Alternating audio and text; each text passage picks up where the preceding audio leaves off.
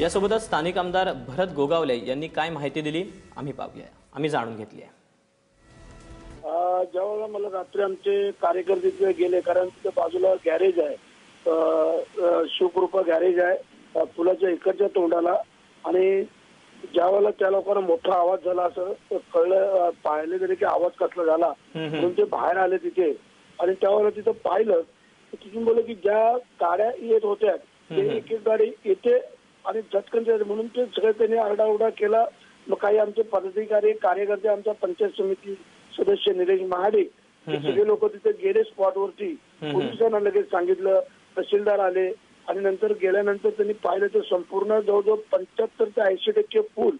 वाहून गेला, असं कळतच नव्हतं की त्या ठिकाणी पूल आहे म्हणून। आणि मग तिथनं पुढची त्यांनी वाहतूक तिथे थांबवली, कोणाला येऊ द्यायला नाहीये, परंतु तोपर्यंत हा अपघात झाला तो असा होता की तिथे कळतच नव्हतं, कारण अंधार एवढा आहे तिथे, लाईट नाहीये, पूर्वी टोल नाका होता तिथे, तो टोल नाका बंद झाल्यामुळे आणि दुसरी काय तिथं आजूबाजूला लगेच तिथं काही हे नसल्यामुळे काही कळत नव्हतं, एक बाजू जायला आणि एक बाजू यायला। आता तो 2 पूल होते, जुना हा पूल इंग्रजांनी बांधलेला जवळजवळ 110 वर्ष जवळजवळ होत आली, आणि जेव्हा त्यांनी कळवलं तेव्हा आपल्या सरकारने नवीन पूल बाजूला बांधला, परंतु कसं होतं तो पूल असं एवढं वाटत नव्हतं की जाईल म्हणून, आणि त्याच्यामुळे पूल तो गेला आणि जवळजवळ 7, 8, 10 वाहनं वाहून गेली अशी शंका निर्माण होते। तर ते मला कळवल्यानंतर सगळ्या अधिकाऱ्यांना, आता तिथे आमचे पीडब्ल्यूडीचे अधिकारी, तहसीलदार, प्राण, मी रात्री जवळजवळ 1 वाजता कलेक्टरनाही फोन केला की बोलो असा असा प्रकार झालेला आहे, तूर्त ताबडतोब ज्या काही व्यवस्था करतील तेवढ्या करून अधिकाऱ्यांना तिथे पाठवा। त्याप्रमाणे मी माझं कर्तव्य केलं, तर आम्ही निघतो इथून राजेंद्र साहेबांनी सुद्धा। आता ह्या शोधासाठी मुंबईवरनं NRIDचं पथक, अग्निशमन दल आणि जे सगळ्या, आता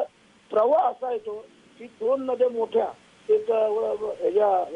प्रतापगडच्या पायथ्या महाबळेश्वरच्या तिथून येणारी सावित्री नदी आणि आमच्याकडून येणारी काळ नदी, अशा या 2 मोठ्या नद्या, आणि त्या 2 मोठ्या नद्या येऊन तिथे मिळतात त्या पुलाच्या वरच्याच ठिकाणी, त्या मिळाल्यामुळे ते आणखी दोन्ही बाजूच्या पाण्याचा जो प्रवाह आहे ते पात्रात एवढं हे झालेलं आहे की पाणीच राहू शकत नाहीये, आणि जो पूल आहे तो पूल घेऊन गेलेला आहे, त्याच्यामुळे त्या याच्यामध्ये शोध कार्याला अडचण होणार आहे, आणि तिथून लगेच 1 किलोमीटरच्या अंतरावरती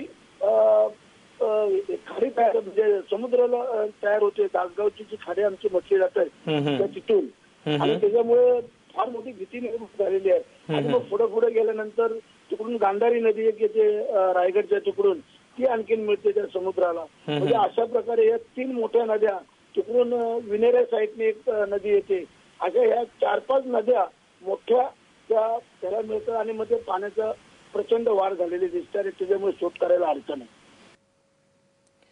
तेव्हा सावित्री नदीवरचा ब्रिटिशकालीन पूल वाहून गेलेला आहे, ज्यामध्ये 2 बसेस आणि काही वाहनं देखील वाहून गेल्याची माहिती मिळते, आणि या सगळ्यासाठी आता NDRFची टीम, नेव्हीची टीम देखील थोड्याच वेळात घटनास्थळी दाखल होणार आहे, आणि या सगळ्या संदर्भातले अपडेट आम्ही तुमच्यापर्यंत देखील पोहोचवणार आहोत।